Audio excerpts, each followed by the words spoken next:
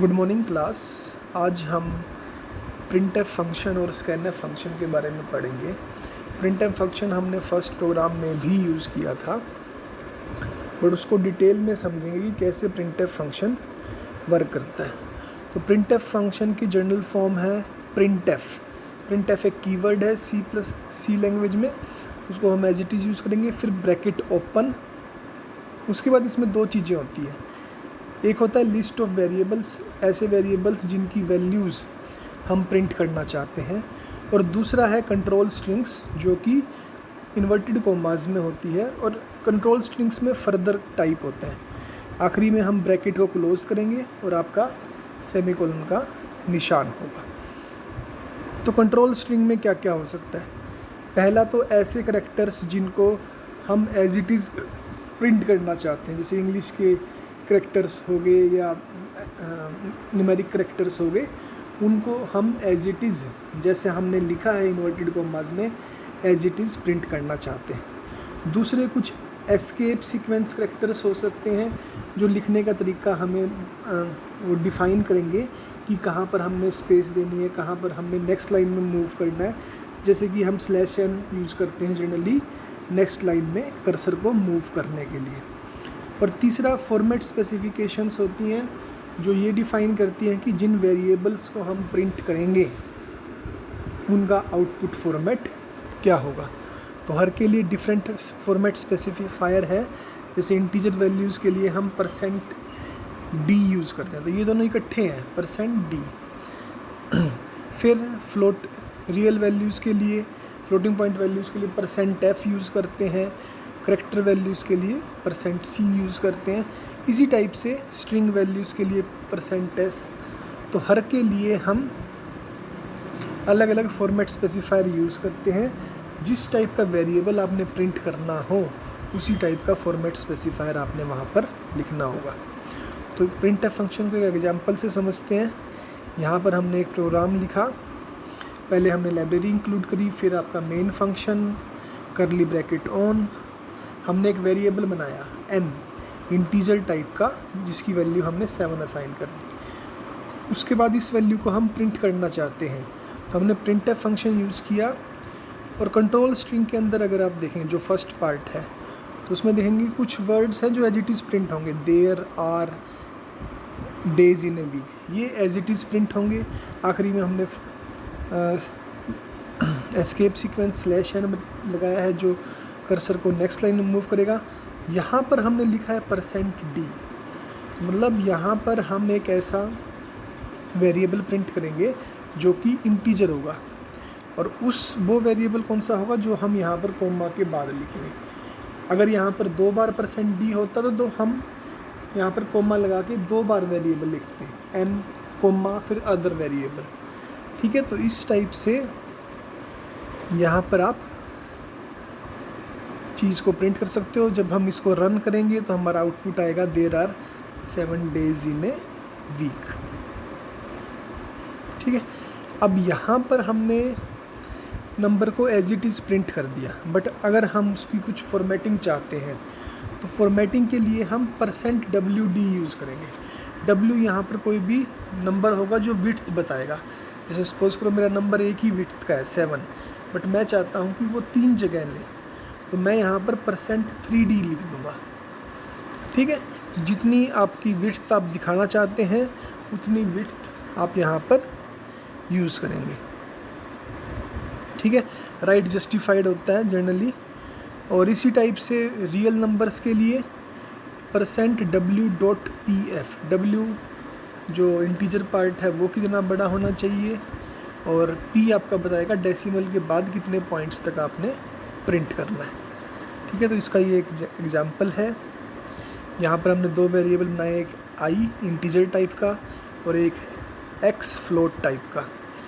अब यहाँ पर हम i को डिफरेंट तरीके से प्रिंट कर रहे हैं, %2d, %4d, %60। तो अब यहाँ पर अगर आप देखेंगे तो 2d स्पेस कम है, जबकि हमारा वेरिएबल पहले से ही 4 स्पेस का है, तो वो 4 स्पेस लेगा ही लेगा। सेकंड में 4d हमारा भी 4 स्पेस ले रहा है, तो यहाँ पर 4 स्पेस लिया। थर्ड में %6d ज़्यादा स्पेस दे, तो यहाँ पर हमने यहाँ पर कुछ स्पेस आ गई है और उसके बाद आपका 1 2 3 4 आउटपुट में प्रिंट हो रहा है। ठीक है, तो जितनी ज़्यादा स्पेस देंगे वो स्पेस ऑटोमेटिकली वहाँ पर आ जाएगी। इसी टाइप से हमने रियल वैल्यूज़ को प्रिंट करने की कोशिश करी। पहला %f में एज इट इज़ प्रिंट होगा, बाय डिफ़ॉल्ट डेसिमल के बाद 6 डिजिट तक प्रिंट होती है। दूसरा %7f, यहाँ पर भी हम डेसिमल के बारे में कुछ नहीं बात कर रहे, बट इनिशियल के बारे में बात कर रहे हैं 4 5 7 के बारे में, तो उससे पहले आपकी 4 स्पेस आ जाएंगी। और तीसरा %7.2, तो मैं चाहता हूँ डेसिमल के बाद सिर्फ 2 ही डिजिट हो, तो वो चीज़ प्रिंट करने के लिए वो राउंड ऑफ होगा और वैल्यूज़ यहाँ पर प्रिंट हो जाएंगी। तो ये आपका printf फंक्शन के बारे में था कि कैसे हम printf फंक्शंस यूज़ कर सकते हैं। उसके बाद नेक्स्ट है आपका scanf function. scanf function printf function जैसे हमने बताया था वैल्यूज़ को स्क्रीन पर प्रिंट करने के लिए यूज़ किया जाता है। उसी टाइप से scanf फंक्शन कीबोर्ड से जो यूज़र नंबर एंटर कर रहा है उनको रीड करने के लिए यूज़ किया जाता है। इसका जो फॉर्मेट है वो तकरीबन वैसा ही है, scanf है, उसके बाद आपकी कंट्रोल स्ट्रिंग है, फिर यहाँ जो भी वेरिएबल को हम रीड करना चाहते हैं, मतलब जो यूज़र ने वैल्यू दी वो किसी वेरिएबल में हम स्टोर करवाएंगे, तो उन वेरिएबल्स का नाम लिखेंगे, उससे पहले आपका एम्परसेंड साइन होगा, दोनों में स्पेस नहीं होगा। तो एम्परसेंड वेरिएबल 1, एम्परसेंड वेरिएबल 2, तो सबसे पहले हम वेरिएबल 1 को रीड करेंगे, फिर हम वेरिएबल 2 को रीड करेंगे।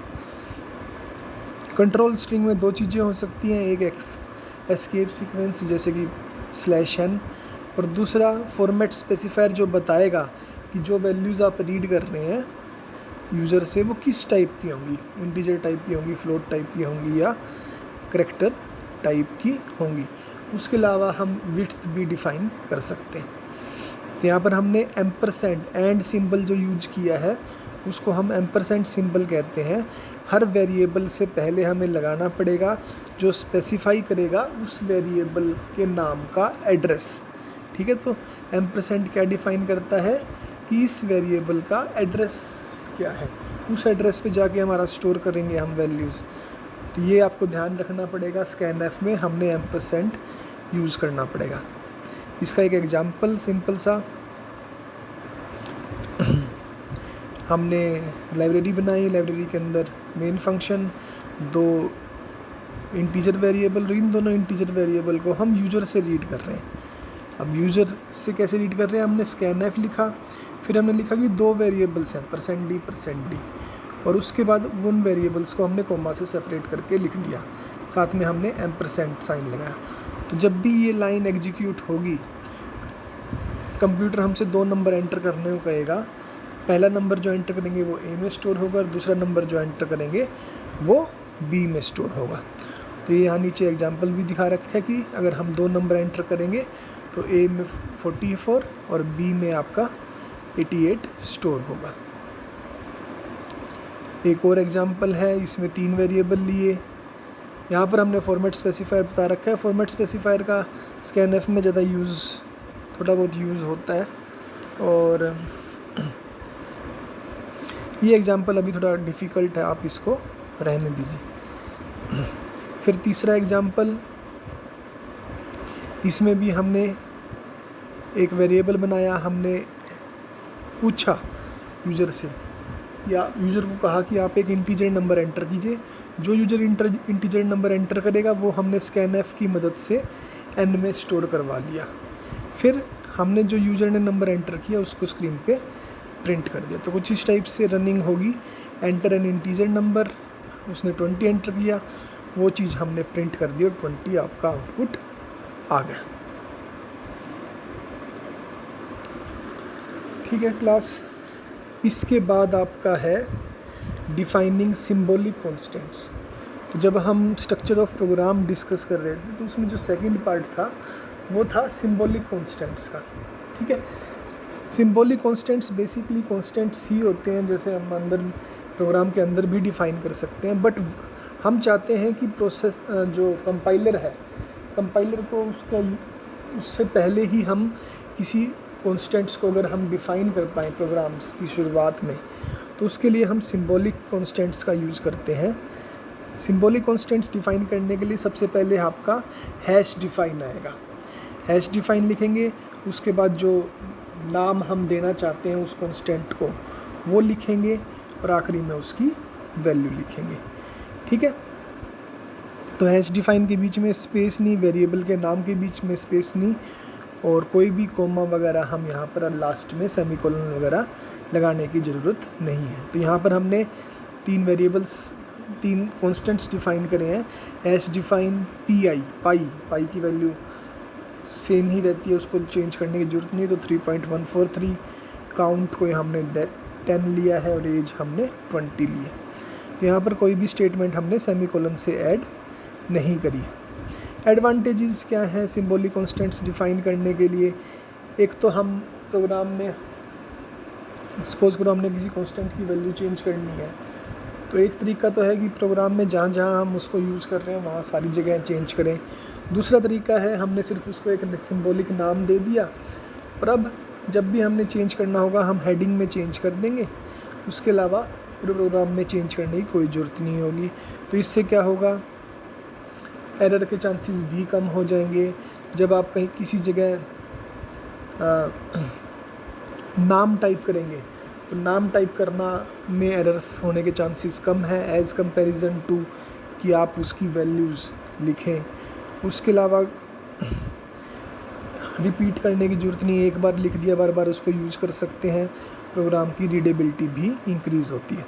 तो ये एक छोटा सा एग्जांपल है।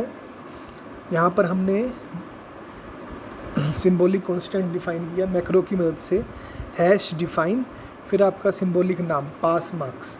अब यहाँ पर अंडरस्कोर लगा रखें क्योंकि नाम के बीच में स्पेस नहीं दे सकते, और उसके बाद उसकी वैल्यू दे दी हमने 35। अब यही चीज़ हमने प्रिंट करने की कोशिश करी है, printf pass marks equal to %d। तो pass marks as it is print हो जाएगा, पास मार्क्स इक्वल टू तक। उसके बाद %d जो है उसकी जगह क्या आएगा, पास मार्क्स की वैल्यू आ जाएगी। तो यही चीज़ हमने यहाँ पर प्रिंट करके देखी। ठीक है, इसके बाद नेक्स्ट है आपका टाइप कन्वर्जन अक्रॉस असाइनमेंट्स। हमने टाइप कन्वर्जन, कई बार क्या होता है कि वेरिएबल किसी और टाइप का होता है, उसको वैल्यू हम किसी और टाइप की असाइन कर देते हैं। जैसे इंटीजर का केस लेंगे, इंटीजर को अगर हमने फ्लोट वैल्यू असाइन कर दी या करैक्टर वैल्यू असाइन कर दी, तो उस केस में क्या होगा, उस केस में कंपाइलर ऑटोमेटिकली उस वैल्यू को कन्वर्ट कर देगा इंटीजर टाइप में अगर पॉसिबल है तो। ठीक है, तो इंटीजर, तो इसका एक एग्जांपल देख लेते हैं।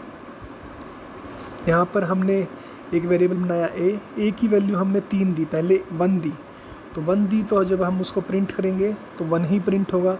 फिर हमने इंटीजर टाइप के वेरिएबल ए को एक करैक्टर वैल्यू दी सी, जब हम इसको प्रिंट करेंगे तो यहाँ पर सी की एक एस्काई वैल्यू होती है, हर करैक्टर की एक एस्काई वैल्यू होती है, वो चीज़ प्रिंट होगी। तो अगर यहाँ लास्ट में देखेंगे हम, यहाँ पर 67 प्रिंट होगा सी की जगह। तो यहाँ पर ऑटोमेटिकली टाइप कन्वर्जन हो गया करैक्टर से इंटीजर में। और तीसरा, अगर हमने कोई फ्लोटिंग पॉइंट दी है तो वो ट्रंकेट हो जाएगी, वैल्यूज़ ट्रंकेट हो जाएगी, तो आउटपुट आपका आएगा 5। ठीक है, तो इस टाइप से ऑटोमेटिक टाइप कन्वर्जन हो जाती हैं जब आप वैल्यूज़ कुछ अलग दें और वेरिएबल की डाटा टाइप अलग होगी। तो यहाँ पर आपका फर्स्ट चैप्टर ख़त्म होता है क्लास। नेक्स्ट हम सेकंड चैप्टर नेक्स्ट लेक्चर में सेकंड चैप्टर इसका स्टार्ट करेंगे। Thank you.